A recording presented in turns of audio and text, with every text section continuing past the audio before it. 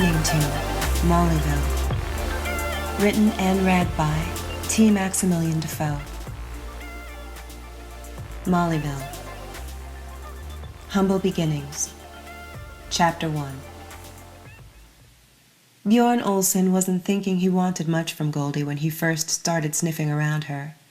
She was interesting, that was all. And beautiful. Okay. Even her hair was awe-inspiring. She had so much of it. She seemed to have a lot of everything.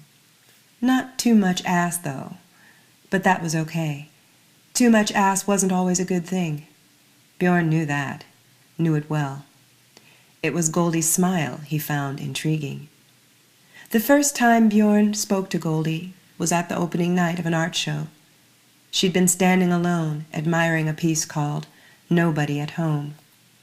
It was a table under which lay the empty web of what would have to be a spider the size of a garden gnome, created to look lived in and realistic, in black chrome and blown glass.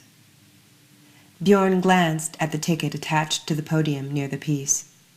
Sold. Something you wanted? Bjorn asked Goldie, smiling, but not, he hoped, too big. I want all of these pieces. Goldie gestured to the entire showroom of staged suites. I like some of the other furniture, too. Bjorn laughed unexpectedly.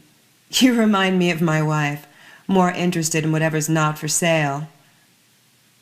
Goldie's face maintained its glow, but her openness receded. Bjorn, having witnessed the change he'd inspired in her, instantly felt sorry. It's one of my favorite things about Eva, he finished, as though he'd intended to end the sentence that way all along, which he hadn't, but what he said was true.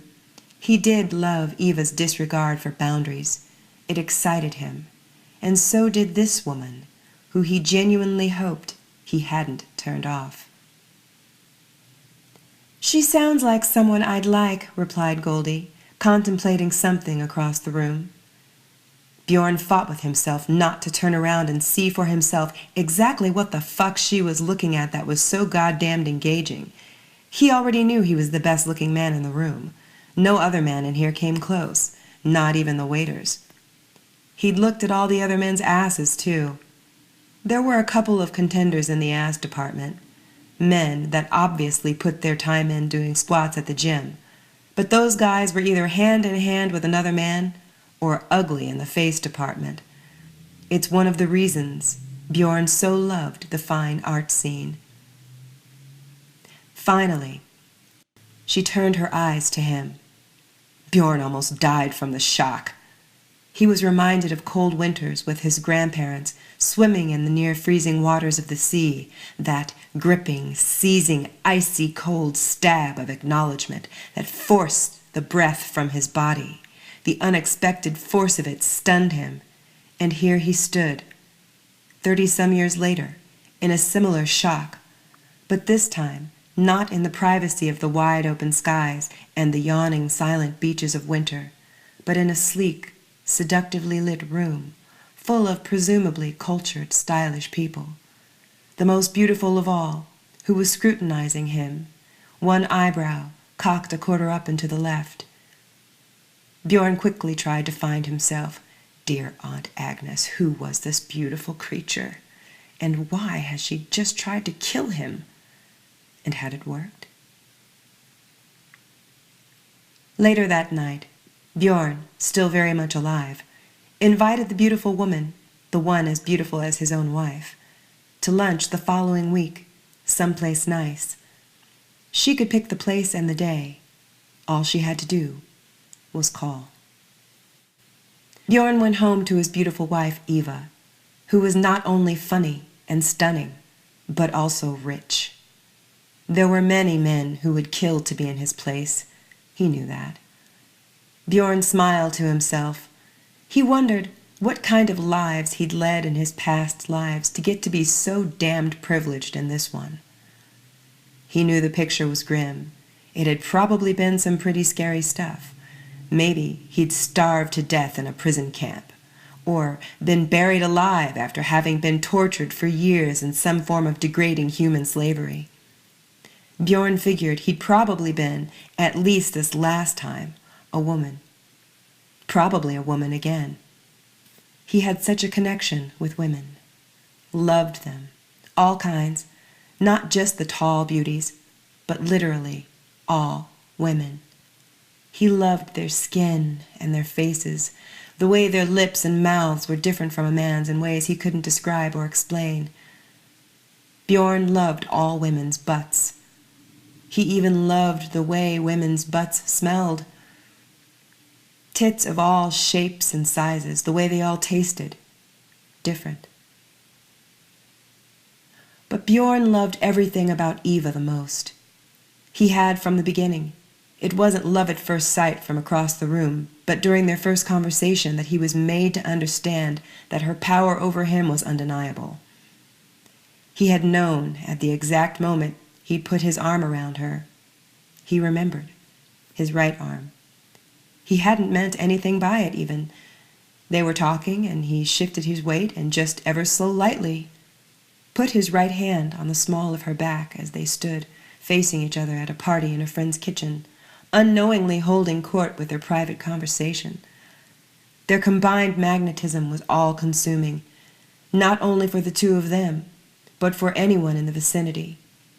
As their conversation continued, people drifted in from other rooms and lingered openly watching them interact with each other, smiling when either of them said something witty, and the entire room laughing with them as they laughed. It had been magic, and still was. At least for Bjorn. Bjorn wasn't sure what Eva felt. He was sure she loved him, that much he knew, but as for how exciting she found him, it was an area of great insecurity. He wanted Eva to want him. He wasn't jealous, but he couldn't stand the idea of another man taking up her private thoughts. So Bjorn Olsen did his best to keep himself not only in his wife's mind, but in the forefront. Today, he knew she'd been sent flowers. This was nothing special. It had been a part of the deal. Flowers. He knew she loved them and had arranged for regular deliveries. Once he got straight on all her favorite kinds, this was important. There were some flowers, he'd discovered, that she absolutely could not appreciate. He'd come to associate this emotional allergy with a category of flowers he created called death flowers. These were any flower, color, genus, or variety that his wife did not like. These were the flowers that, despite his earnest desire to do nothing but pleasantly surprise his wife, got him into trouble. Death flowers did more damage than good. An old flame of Eva's used to send her red roses. She hates the fellow. When roses were in season and Bjorn began sending Eva enormous modern bouquets of red roses, not only was she displeased, but her mood darkened in ways that she couldn't explain, so she had just seemed irritable for no reason. Her bitchy moods on days when he'd done nothing but send her expensive flowers had confused Bjorn until Eva, in an epiphany, realized what the problem was and had told him. He'd immediately added red roses to the list of shit never to bring to Eva.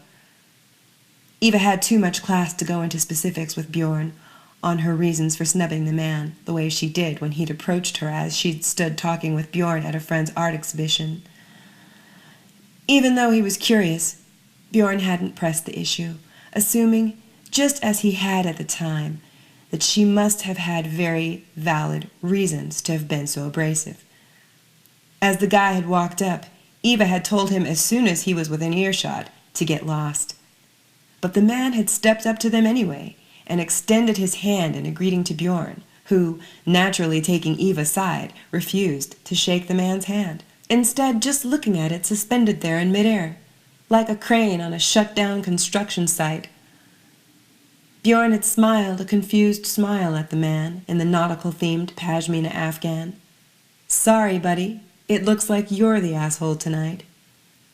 And abruptly, Eva had turned her 100% full attention back to Bjorn and their conversation, leaving the man to catch the vapors.